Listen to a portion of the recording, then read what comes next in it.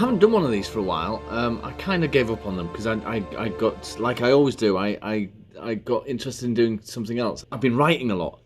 You would think this would be a good time during the lockdown when there's very little else to do. This would be a good opportunity to do some vlogs. And yet, weirdly, I've not been doing it. I've spent most of my time writing. I'm working on a novel that I started 18 years ago and haven't quite got around to finishing it. So that's the project that I've been distracted by. And I'm still working, of course, as well. Will you fuck off, stupid computer? I've got some news for you. Doodly-doo. Fuck off. I'm in the middle of something. Don't diddly-do me, twat. It just does my head in. I never asked it to do that. A couple of months ago, when the corona thing started, my computer started doing this thing. Doodle-doo, and a news headline will appear. I didn't authorise that. I didn't ask for that. Because I'm sure if it was investigated and looked into and somebody said, oh, well, yes, so you've clicked on updates when you've accessed this web page. It's like, well, what? Fuck off. If I wanted that, I would ask for it. I don't subscribe to this idea that a website can suggest it will do something unless you object. I don't care what I might have clicked to cause that to happen. All I know is that I didn't intend for it to happen. I didn't want it. I didn't ask for it. But in a way, it's been kind of useful because it's given me updates on what's going on in the world. Because I know that I would never get round to actually checking. I'd never get around to it if it wasn't there. And I'm like I said, I'm working at the moment. I work in a supermarket where we sell beer. And one of the beers we sell is Corona, right? You know, you notice it. You say, oh, Corona beer, oh, Corona. You make the connection and it's kind of funny in your head. But I didn't make a joke out of it because I thought, well, it's a bit obvious. I'm sure other people have noticed it as well. And I waited to see if anybody else would make the joke or make the connection or the reference. And nobody did. And it was really strange because I thought, well, surely, have they really not noticed? Or an obvious joke like that, somebody would say it. Somebody would make reference to it.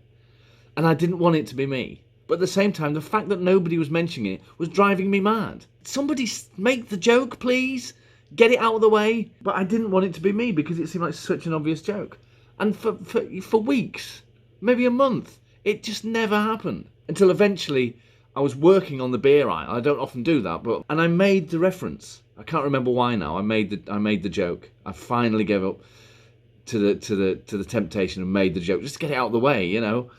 And the person I made the joke to says, "Oh yeah, my brother makes that joke every day." It's like, why couldn't I have met your brother then? That's what I hate. That's what it's something I really hate about humour. I think maybe it's slightly more unique to me than other people because I'm a writer and I'm a writer of humour and I make humour. I have humorous videos and things that if I see a joke, it's almost like it has to be, I can think of an analogy for it. It's like it has to be exorcised, you know? The joke, I have to actually make the joke or write the joke down, you know, just to get it out of the way, just to push it out of the way. Otherwise it festers in my head as some kind of, you know, uncleaned thing. So I sometimes find myself making jokes that I really don't approve of, just because if I don't, I'm going to have a head full of bad jokes. I have to get the bad ones out and inflict them on somebody else. So that's my excuse for making bad jokes. And just for the hell of it, while we're on the subject of Corona or COVID-19, that annoys me as well. Why'd they give it two names? I'm sure there's a reason. It's not necessary to give it two names for the sake of every man, for the sake of the public. You know, for a while it was called coronavirus. And then suddenly they start calling it COVID-19. It's like, okay, you might need to know that, biologists and scientists and pandemiologists or whatever your name is. But we don't. We don't want two names because it's just kind of confusing now. So what do we call it? Which of the two? Just don't do it. We don't care that it's got a more accurate other name. If you're going to call it one thing, stick to that, will you please? Do you know what I mean? If I published a book and gave it two different titles, you just wouldn't do it, would you? Fuckers. And this lockdown is interesting because it's interesting that I've not really objected to it. I read someone made a comment online saying that the lockdown's great because I don't have to make choices every day. I don't have to decide, oh, what am I going to do today in order to make it seem like I've got a life. You know, it's like, well, I've got no choice. I'm just going to stay in and watch films and do me stuff. And so I kind of agree with him in a way. I think it's it's a nice excuse. It's a nice excuse to not to have to go out and socialise. So yeah, it's odd that I haven't objected to it because above all things, I kind of believe in freedom, in a person's freedom to choose who he is. I'm not the kind of person that says rules are meant to be broken. But the thing is, I don't think rules aren't meant to be broken, are they?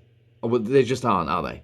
I mean, nobody makes a rule thinking, oh, they'll have fun breaking that. Rules are absolutely, definitely meant to be upheld. And I think anybody that thinks otherwise is a dickhead. The difference is, the rules are made by people. And people are idiots. Both the people that make the rules and the people that break the rules, they're all idiots. So the rules actually don't really mean anything. So what I'm saying is that a person's freedom to be who they are transcends any rules, because rules are just made up by other people. Do what you want, but you have to be aware of consequences. I mean, that's just a fact, cause and effect. I'm not saying, be good to your fellow man and they'll be good to you. I'm saying, well, be bad to them if you want, but you will get caught, or you will get punished, or you probably will get punished. If not actually by getting caught by the police or revenge or anything, you will probably suffer in here. So that's kind of the point. So I believe in freedom. I guess that's one of the reasons why I really like Braveheart. There's two reasons I like the film Braveheart. The first one is it is literally all about freedom. I mean, that's the central theme, isn't it? And the other reason I really like Braveheart, and this is the main reason I really like Braveheart, is because it's full of historical inaccuracies. Because it annoys all the right people. It annoys the kind of people who will nitpick at things that don't really matter, as far as the film's concerned. Because I think it's a great film. It's really well made. It doesn't matter whether it's historically correct or not, to me. I always wanted Aardman to do a version of Braveheart, and it'd be William Wallace and Gromit. Just a little idea. So Aardman, you can have that if you haven't thought of that before. So with that, I'm going to say bye.